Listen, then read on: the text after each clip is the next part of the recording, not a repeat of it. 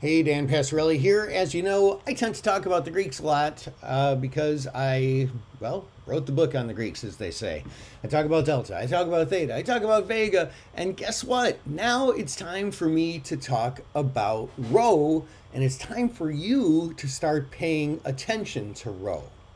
So what Rho is it's the option Greek that measures an option price's sensitivity to interest. And to me, the easiest way to understand this is, look, if I were to buy 100 shares of Apple and hold it for a year, it would cost me, well, let's see, it's $129 a share, round it, right? So times 100, that would be $12,900, right? Or I could buy a call option instead and hold that for a year, like these 365-day options right here. But I could buy those for $19.85. That's $1,985, like $2,000. So I would be putting up significantly less money, and I would have a position that profits either way, right? Now, don't get me wrong, there's a lot of caveats and a lot of nuances there to talk about, like Delta and Theta and all that, but I would own the rights to buy 100 shares. But here's the thing. If I buy the call, I'm paying so much less money that I could take the money that I would have spent on the stock and I could put it in the bank and earn interest on it.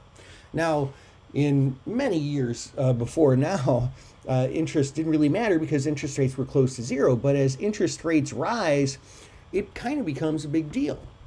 This 300, and it affects longer term options more because interest takes more of a toll or gives you more an advantage the more time the asset is held, right? So the Rho on this 365-day at the money option is 52 cents. Because calls have an advantage when it comes to interest, because again, I can put the money I didn't spend on the stock in the bank and make interest. When interest rates go up, the value of calls go up. If the interest rates went up 1 full point, the theoretical value of the call option would go up by 52 cents. That means we'd see the bid go up by 52 cents and the offer go up by 52 cents. Now that, of course, is if interest rates rose a whole point. If they only rose half a point, they'd go up by 25 cents and so on and so on. So as interest rates continue to rise, this will have an effect on your call positions and your put positions. Those are just the opposite. As interest rates rise, that hurts put positions for just a different reason. But I want you to start paying attention to that. I want you to get good with it, especially when you're trading long-term options. This is Dan Passarelli. I hope that helps. Trade smart.